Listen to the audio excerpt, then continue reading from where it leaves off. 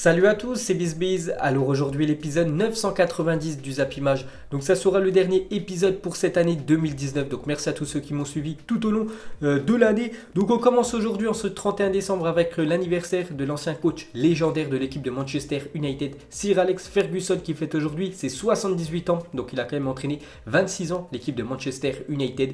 Donc c'est le meilleur entraîneur de l'histoire des Red Devils. Donc en tout plus de 1500 matchs, 895 victoires en tant qu'entraîneur de cette équipe de United, 38 trophées, donc 13 fois quand même la Première Ligue. Il a remporté, Alex Ferguson, 5 fois la FA Cup, 10 fois le Community Shield et 2 fois la Ligue des Champions. Donc bon anniversaire à Ferguson.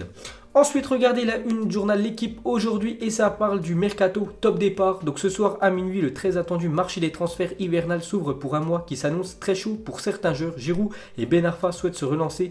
Sanson et Gamero pourraient changer d'air et Cavani est courtisé par l'Atlético Madrid. Donc ce soir à minuit, c'est le début du mercato hivernal. Ça se terminera le 31 janvier. Donc il y aura pas mal de transferts qui aura lieu dans quelques jours. Donc on va parler de tout ça avec quelques rumeurs. Donc on commence déjà avec Jorge Mendes aurait directement contacté l'OM pour proposer les services de Fawzi Goulam qui souhaite avoir du temps de jeu. Donc le défenseur gauche algérien de l'équipe de Naples pourrait quitter l'équipe italienne et aller du côté de l'OM, mais Marseille ne pourra cependant rien tenter si aucune vente n'a lieu en janvier. Donc il faudrait déjà qu'ils vendent l'équipe marseillaise pour pouvoir acheter le défenseur algérien Goulam. Voilà, parce que du côté de Naples, il ne joue pas souvent. Donc affaire à suivre. Ensuite, on va parler de l'attaquant de Chelsea, donc Abraham. Donc les négociations entre Chelsea et Abraham sont actuellement au point mort. Le joueur et son agent réclament un salaire de 180 000 livres par semaine parce que Chelsea aimerait prolonger sa jeune pépite. C'est vraiment une révélation depuis ce début de saison. Donc lui, il est sorti du centre de formation des Blues et maintenant qu'il est footballeur professionnel, il demande un énorme salaire à son club formateur. Donc Chelsea ne sait pas s'ils vont accepter ou pas la demande de son joueur. Donc affaire à suivre. Ensuite, on va parler de Arsenal pourrait s'intéresser au cas de Thomas Lemar, actuellement en difficulté du côté de l'Atlético Madrid. C'est vrai qu'en Espagne, il ne joue pas beaucoup, l'ancien monégasque. On peut voir que Arsenal pourrait faire une offre à l'Atlético Madrid dès cet hiver pour pouvoir le recruter. Donc on verra ce que ça va donner. Ensuite, on continue avec les Gunners et Arsenal serait prêt à investir 50 millions d'euros sur le défenseur central français Dayot Upamecano du RB Leipzig. Donc Leipzig serait prêt à le lâcher mais souhaiterait attendre d'avoir un remplaçant. Le Parisien Tanguy Kouassi serait ciblé. Donc si Kouassi quitte l'équipe du Paris Saint-Germain et vient dans cette équipe du RB Leipzig, donc Upamecano aura un bon de sortie pour aller du côté de Arsenal. Donc voilà, le club allemand du RB Leipzig pourrait toucher 50 millions d'euros dans l'affaire. Donc ce serait tout bénef pour le club du RB Leipzig. Ensuite, on continue avec les Gunners parce qu'on sait qu'actuellement ils sont 12e au classement. C'est pour ça qu'on entend pas mal de rumeurs sur le club de Arsenal. Ils doivent se renforcer cet hiver, sinon ça va être très compliqué la deuxième partie de saison. Et on continue avec l'entraîneur Mikel Arteta. Ce serait entretenu avec Adrien Rabiot qui joue pas lui du côté de la Juventus. Donc ce serait, je pense, un bon club pour Adrien Rabiot pour se relancer parce que du côté de la Juve, c'est très compliqué pour le français. Ensuite, on va parler de Victor Osimhen serait la priorité de Georgian Club et Liverpool pourrait faire une offre dès cet hiver.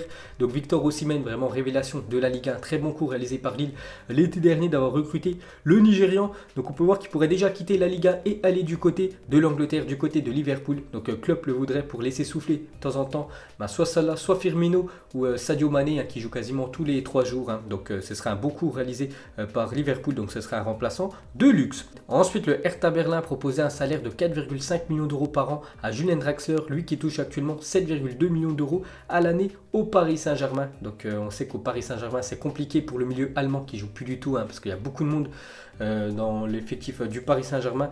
Mais bon, s'il va du côté du Hertha Berlin, il pourra avoir une place de titulaire. Mais le problème c'est qu'il toucherait la moitié de son salaire de ce qui touchait au Paris Saint-Germain. Donc on verra ce que va choisir le milieu allemand. Ensuite, le FC Barcelone et l'AC Milan ont trouvé un accord pour le prêt avec option d'achat de 20 millions d'euros de Jean-Claire Todibo, ancien Toulousain qui a été transféré l'été dernier de Toulouse du côté du Barça. Mais le problème, c'est que le jeune Français ne joue jamais avec l'équipe du FC Barcelone. Donc lui, il veut avoir du temps de jeu. Donc le Barça pourrait s'en débarrasser et le vendre 20 millions d'euros du côté de l'AC Milan. Donc ça serait tout bénef. N'oubliez pas qu'ils l'ont recruté gratuitement l'été dernier. Ensuite, on va parler de Paco Alcácer a informé les dirigeants du Borussia Dortmund de son intention de quitter Dortmund et de retourner en Espagne parce que lui il a déjà joué dans un club espagnol, hein. C'était l'équipe du Barça avant de venir en Allemagne. Donc l'Atlético Madrid a déjà contacté l'attaquant et propose 30 millions d'euros pour son transfert. Donc ça aussi, ça pourrait se faire dès cet hiver. Donc pourquoi Alcacer veut quitter l'équipe de Dortmund? Parce que Dortmund, hein, vous savez que depuis hier, ils ont signé la jeune pépite Haaland. Et selon Sportbit, le recrutement d'Erling Braun Haaland par Dortmund coûtera 59 millions d'euros au Borussia Dortmund, hein. Donc déjà 20 millions d'euros pour Salzbourg, hein, c'est le montant du transfert. 3 millions d'euros de commission pour Mino Raiola, l'agent de Haaland, et 36 millions d'euros pour le contrat sur 4 ans. Donc c'est les salaires, on peut dire année après année pour Haaland. Donc en tout, l'équipe de Dortmund va payer sur les 4 prochaines années 59 millions d'euros pour sa jeune pépite Haaland. Ensuite, on revient sur son agent, Mino Raiola, sur la signature de son client, Haaland, du côté du Borussia Dortmund. Donc il a dit l'offre de Manchester United était bonne, ce n'était pas une question d'économie, c'est juste que le joueur a choisi le Borussia Dortmund à ce stade de sa carrière. Donc on peut voir aussi que Manchester United le voulait Haaland, mais c'est le joueur, hein, qui a pris la décision finale. Il a préféré signer avec le club allemand que le club anglais. Et pour finir avec lui, donc on peut voir qu'il prend le temps de gravir les étapes et c'était assez rare pour le remarquer. Donc il a commencé à Bryn FK en Norvège. Ensuite, il a eu du côté de Molde FK, toujours en Norvège. Ensuite, Salzbourg et maintenant le Borussia Dortmund. Donc, il ne grille pas les étapes. Haaland, pas comme Todibo, qui jouait l'année dernière du côté de Toulouse et qui a signé l'été dernier du côté du FC Barcelone. On peut voir, hein, que le jeune défenseur français ne joue pas. Donc voilà, il monte petit à petit en niveau Haaland. Donc on verra ce que ça va donner en Allemagne. Ensuite, Paris Saint-Germain Dortmund, que de choix offensivement pour ce 8e de finale de Ligue des Champions. Donc côté Paris Saint-Germain, donc Draxler, Sarabia, Di Maria, Icardi, Cavani, Mbappé et Neymar. Mais aussi du répondant côté Borussia Dortmund avec Götze, Torgan Hazard, Haaland, hein, le joueur qu'on a parlé juste avant, Alcacer, Sancho et Marco Reus, hein. Donc on a hâte de voir ce 8e de finale. Ensuite, regardez le 11 des meilleurs jeunes de cette phase allée de Ligue des Champions. Donc c'est sur le site UEFA, voilà, qu'ils ont voté. Donc on peut voir cette équipe. On peut voir Haaland en tant que numéro 9, attaquant central. Upamecano et Pavard, c'est les deux Français de cette équipe type, hein. Donc ils sont en défense centrale. Rodrigo, on peut voir aussi Havertz, le joueur du Bayer Leverkusen. Ensuite, regardez là, une journal Mundo Deportivo aujourd'hui en Espagne. Donc ça parle du basket, mais en haut, ça parle de Kylian Mbappé et Neymar. Donc Mbappé oui, Neymar non. Donc le média espagnol Mundo Deportivo a récemment réalisé un sondage sur les recrues souhaitées par les socios du FC Barcelone. Donc les socios, en fait, c'est les fans du club, hein, du FC Barcelone. Donc Mbappé est arrivé en tête avec plus de 48,66% des votes, hein. On peut voir que c'est vraiment la recrue idéale pour les fans du FC Barcelone, c'est de recruter Kylian Mbappé l'été prochain au club, hein. Donc on sait qu'il coûte très cher Mbappé, on verra ce que ça va donner ou pas, mais on peut voir que Neymar récolte seulement 7% des votes. Et Neymar, hein, voulait retourner du côté de l'Espagne, donc c'est quand même un gros coup dur, hein, pour le joueur brésilien. On peut voir qu'il y a aussi Lautaro Martinez, que les fans du Barça espèrent arriver au club l'été prochain. Il y a aussi Harry Kane avec 8% des votes. Ensuite, on va parler de l'Olympique de Marseille. Donc début de la décennie, c'est la compo à gauche en 2010 et fin de la décennie. C'est la dernière formation de l'équipe de l'Olympique de Marseille sur cette année. On peut voir qu'en 2010, hein, elle était plutôt pas mal quand même, l'équipe de l'Olympique de Marseille, avec Mamadou Niang, ancien très grand attaquant de l'équipe de l'OM. Il y a quelques années, Valbuena en numéro 10. Hein, Valbuena, même s'il y en a beaucoup qui le critiquent, c'est quand même un bon joueur de football. Il y avait aussi Mbia, hein, qui était bon. Hilton, ancien joueur de Marseille, maintenant joueur de l'équipe de Montpellier. Et 10 ans plus tard, il est toujours footballeur professionnel. Hilton, c'est quand même incroyable. On peut voir la différence entre les deux équipes de l'OM. 10 ans plus tard, et Mandanda est toujours présent.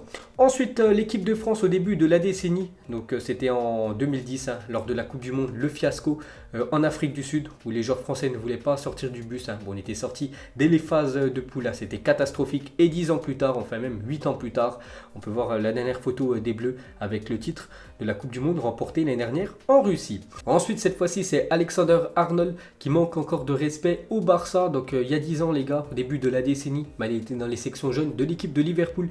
Et quelques années plus tard, hein, donc à la fin de la décennie, donc déjà titulaire avec l'équipe première de Liverpool.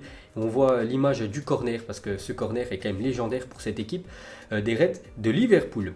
Ensuite, pour continuer avec lui, hein, donc ce soir les gars, on passe, hein, en 2020. Donc si vous lancez le replay de la deuxième mi-temps de Liverpool-Barça le 31 décembre à 23h26 et 47 secondes exactement, vous entendrez corner tiré rapidement Origi le 1er janvier 2020 à minuit pile, hein. S'il y en a qui veulent faire cette expérience ce soir. Et la même chose, hein, si vous lancez le replay du match France-Argentine le 31 décembre à 22h45 et 10 secondes, Grégoire Margoton criera Second poteau Pavard. Voilà cette magnifique reprise de volée en huitième de finale de Coupe du Monde l'année dernière, donc le 1er janvier 2020 à minuit pile.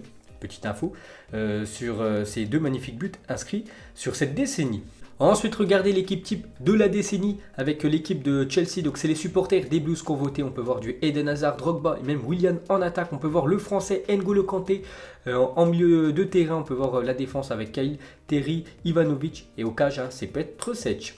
Ensuite, cette fois-ci, c'est l'équipe des Gunners. On peut voir une fois de plus le gardien Petr Cech dans les buts sur l'équipe de la décennie. Côté Gunners, Van Persie en numéro 9, Walcott et Alexis Sanchez en attaque. Il y a du Mesut Ozil, Cazorla, Ramsey. On peut voir un français, Koscielny et même Bakary Sagna.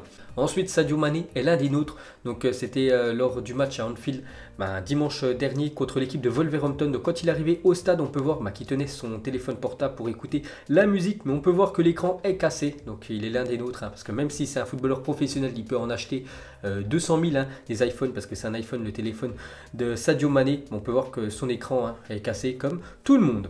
Ensuite, on va parler de Léo Messi au centre d'entraînement, visionnant ses propres buts. Donc, on peut le voir sur le tapis de course. Il est en train de regarder une compilation de ses plus beaux buts sur cette année 2019. Lionel Messi, l'un des meilleurs joueurs de l'histoire du football. Ensuite, regardez les équipes les plus titrées de la décennie dans le top 5 européen. Donc, depuis 2010 jusqu'à cette fin d'année 2019.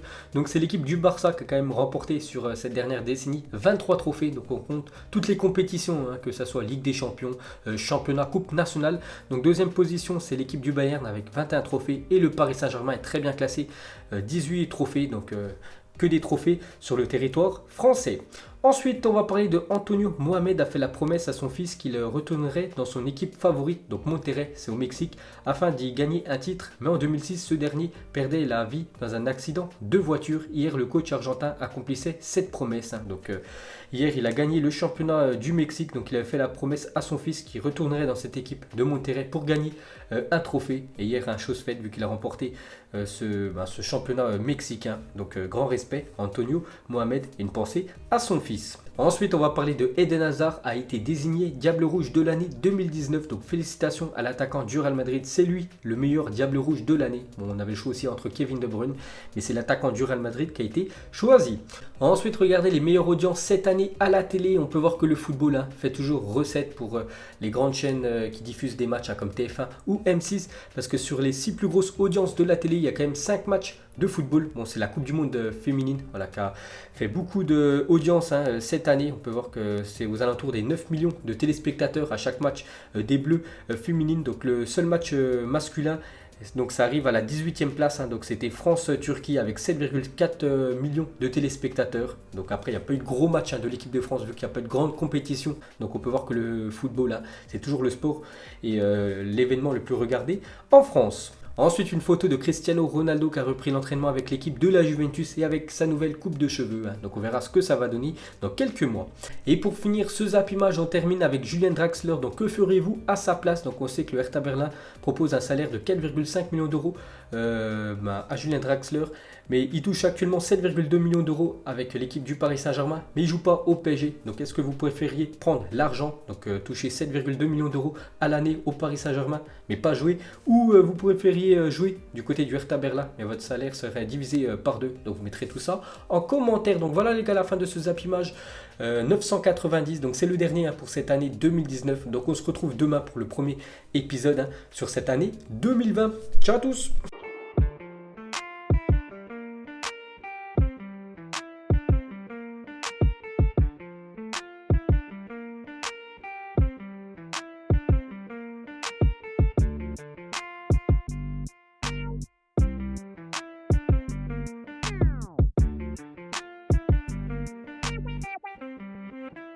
Non,